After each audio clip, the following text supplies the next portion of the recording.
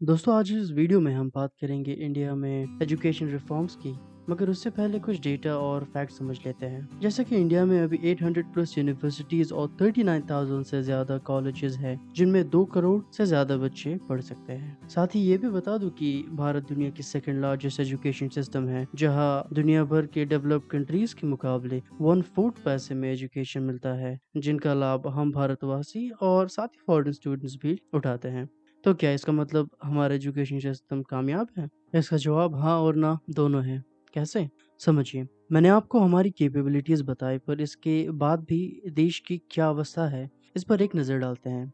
हमारे देश में हर कुछ सालों में सेंसस की रिपोर्ट आती है। वैसे ही एक ये रिपोर्ट है 2014 की, जहां ओवरऑल इंडिया में 76% लिटरेसी रेट है, ये पाया गया। ज़रा और डीप डाइव करें तो रूरल एरियाज में 71% और अर्बन यानी शहरी एरिया में 86% लिटरेसी रेट है।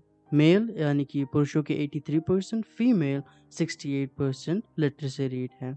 और ये एज 5 से 29 के बीच में करा गया है। अब आप इस बात को समझने के लिए समझिए कि लिटरेसी क्या होती है।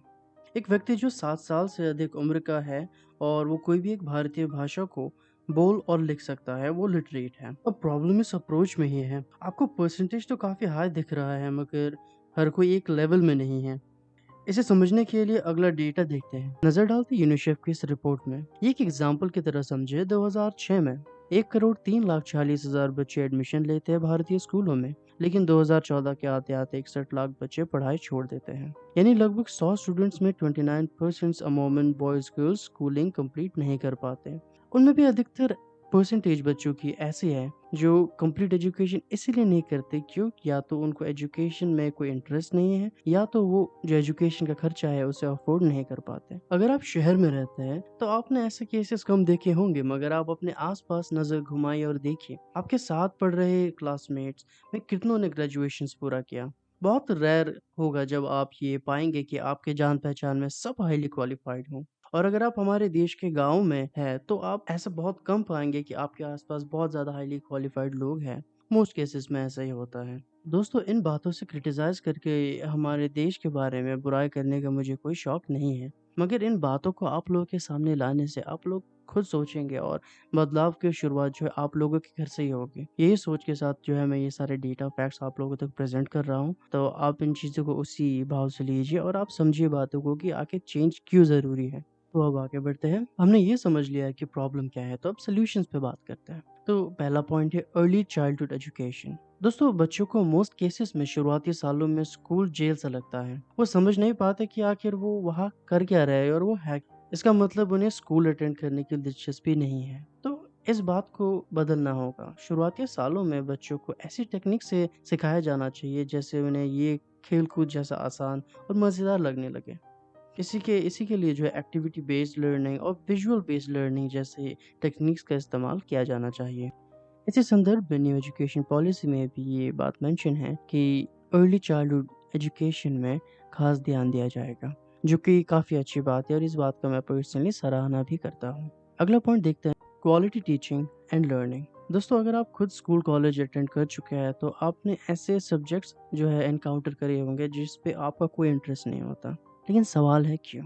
इनके दो मेन कारण हैं। पहला कारण ये है कि आप खुद पढ़ना नहीं चाहते। दूसरा, जो टीचर है वो उस लेवल पे पढ़ा रहा है जिस लेवल पे उस टॉपिक को वो समझते हैं। यानी कि वो अपना लेवल को डाउन करके स्टूडेंट्स को वैसे अप्रोच के थ्रू नहीं पढ़ाते जिससे वो आसानी से समझे। यानी कि फैक्ट्स, स्टोरीज और इनमें गढ़ के चीज़ों को समझाना ज़्यादा आसान बना देता है एक स्टूडेंट के नज़रिए से, जिनसे वो चीज़ों को याद भी कर सकते हैं और साथ ही साथ वो उन चीज़ों को ज़्यादा देर तक समझ भी पाएँगे और उनके लिए आसान हो जाता है ये सब करना। पर मोस्ट केसेस में हर टीचर ऐसा नहीं करता है।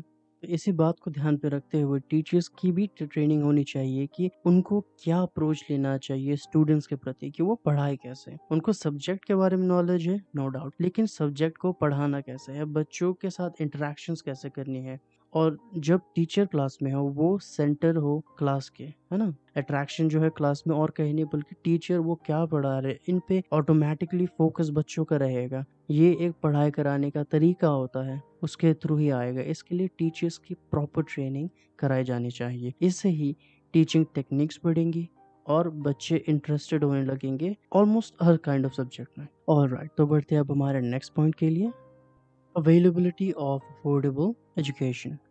दोस्तों, न्यू एजुकेशन पॉलिसी में काफ़ी रेगुलेशंस है और काफ़ी बदलाव है। इस वीडियो में सब कुछ कवर करना यानी कि इस वीडियो को बहुत लंबा बनाने जैसा हो जाएगा। आप कमेंट सेक्शन में बताइए, अपनी राय दीजिए कि क्या आप न्यू एजुकेशन पॉलिसी में एक कंप्लीट डेडिकेटेड वीडियो चाहते हैं। अगर हाँ, तो मैं उसके लिए ज़रूर एक नया वीडियो बना दूंगा। लेकिन अभी टॉपिक पे वापस आते हैं, तो हमारा टॉपिक है अवेलेबिलिटी ऑफ अफोर्डेबल एजुकेशन। अब न्यू एजुकेशन पॉलिसी में फी रेगुलेशन की बात की गई है, जो कि एक अच्छा स्टेप है। लेकिन हमारे प्लेलिस्ट को अगर आप फॉलो कर रहे हैं तो आप जानते होंगे कि ये सीरीज़ जो है वीडियो की ओवरऑल डेवलपमेंट की पर्सपेक्टिव से बनाई गई है हमारे देश की। तो उसमें एक बड़ा अहम रोल आ जाता है एक व्यक्ति के इनकम वेल्थ डिस्ट्रीब्यूशन में, यानी कि वो कमाई कितना करता है और उसके कमाई का खर्चा कहाँ-कहाँ और कैसे-कैसे आता है। इसको समझने के लिए एग्जांपल लेते हैं। अगर एक आदमी 30,000 कमा रहा है और उसके 2 बच्चे हैं, बाकी और खर्चों के साथ उन 2 बच्चों की एजुकेशन को अफोर्ड कर पाना हर सिचुएशन में काफ़ी डिफ़िकल्ट हो सकता है। इन केसेस में जो है पर्सन की जो इनकम है या तो उसको बढ़ाना होगा या फिर एजुकेशन में जो फीस वगैरह है उसको एक अफोर्डेबल प्राइस में सेट करना होगा, जिससे कि बच्चे पढ़ पाए। और साथ साथ में प्रॉपर फैमिली प्लानिंग भी काफ़ी ज़्यादा ज़रूरी है, जिसके लिए आप और हमको सजग होना ज़रूरी है। हम अपने अफोर्डेबिलिटी के हिसाब से हमारी फैमिली प्लानिंग करें तो 30,000 भी सम केसेस में जो है कारगर हो सकता है, लेकिन ऐसे केसेस में प्रॉब्लमैटिक भी हो सकता है। ये था पहला पहलू। अब दूसरे पहलू की बात करें तो गवर्नमेंट का जो है एजुकेशन की जो बजट आती है, अगर आपको मैं चार्ट दिखाऊँ आप इस पे नज़र डाल सकते हैं। साल दर साल परसेंटेज कम ही होता जा रहा है और ये इस बात को भी मैंने कवर करा है कि हमारा जीडीपी इंक्रीज़ हुआ है, उसके साथ ही इन परसेंटेज को इन रुपीस भी पर्सनली चेक करा गया है, तो ये ग्राफ नीचे ही जा रहा है। तो एजुकेशन बजट में जो फंड्स एलोकेट होता है उसे बढ़ाना होगा, नंबर ऑफ स्कूल्स को बढ़ाना होगा और साथ ही हमें इस बात पे भी ध्यान देना होगा कि क्वालिटी ऑफ एजुकेशन कैसी है स्कूल्स में। ये काम है पर्सनली गवर्नमेंट्स का, तो ये गवर्नमेंट को भी ध्यान देना होगा कि आखिर कैसी क्वालिटी आ रही है और उस पे कितना पैसा कम खर्च हो रहा है। अगर आपको नॉर्मल इकोनॉमिक्स पता है तो आपको पता होगा किसी भी प्रोडक्ट को बनाने में अगर आप कम प्रोडक्ट को बना रहे हैं तो कॉस्ट ज़्यादा लगती है, लेकिन उसी को अगर आप बल्क में बनाएंगे तो कॉस्ट कम लगता है। उसी प्रकार से जो हमारी फीस वगैरह का जो प्रोपोर्शन है उसे भी कम करा जाना चाहिए। रेगुलेशन आ रही है जिसके लिए अभी तक क्लैरिटी नहीं है एग्जैक्ट कि रेगुलेशन फीस में किस परसेंटेज पे और क्या होगा, प्राइवेट स्कूल्स पे क्या होगा, गवर्नमेंट स्कूल्स पे क्या होगा। तो इन बातों में भी क्लैरिटी नहीं है, लेकिन अगर आ रहा है तो हम उसका ऑफ कोर्स वेलकम करते हैं। तो ऐसे प्रोपोर्शन को जो है प्रॉपर रखना होगा, जिससे कि लोग, आम जनता जो है पढ़ाई अफोर्ड कर सके और ज़्यादा से ज़्यादा बच्चे पढ़ाई लिखाई करके आगे बढ़े, अपने अपने फील्ड्स में आगे बढ़े, ताकि जिससे ओवरऑल देश की तरक्की हो सके। तो दोस्तों, ये था हमारा आखिरी पॉइंट। तो ओवरऑल हमारा ये एनालिसिस था एजुकेशन सेक्टर पे, चूँकि हमारे पास डेटा काफ़ी ज़्यादा था, तो आपको डेटा के थ्रू इन्फॉर्मेशन को कॉम्प्लेक्स बना के प्रेज़ेंट करने से अच्छा एग्ज़ाम्पल्स के थ्रू समझाना हमने ज़्यादा आसान समझा। लेकिन आपको अगर डेटा वगैरह की जो इन्फॉर्मेशंस चाहिए तो हमने लिंक डिस्क्रिप्शन में ज़रूर डाल रखा है, जहाँ से हमने सोर्स है हमारा, हम कहाँ से डिटेल्स ले आ रहे हैं। साथ ही अगर आपको ऐसी वीडियोज़ पसंद आती है तो आप हमारे चैनल को लाइक करें और शेयर ज़रूर करें ऐसे वीडियोज़ को, ताकि लोगों तक ऐसी इन्फॉर्मेशंस पहुँचे। और अगर आपको ऐसे वीडियोस पसंद आते हैं तो ऑफ कोर्स हमारे चैनल को सब्सक्राइब करें और ऊपर आई बटन में हमारा प्लेलिस्ट है, तो आप उसे कंटिन्यू कर सकते हैं। तो अब मिलेंगे अगले वीडियो में, तब तक के लिए धन्यवाद।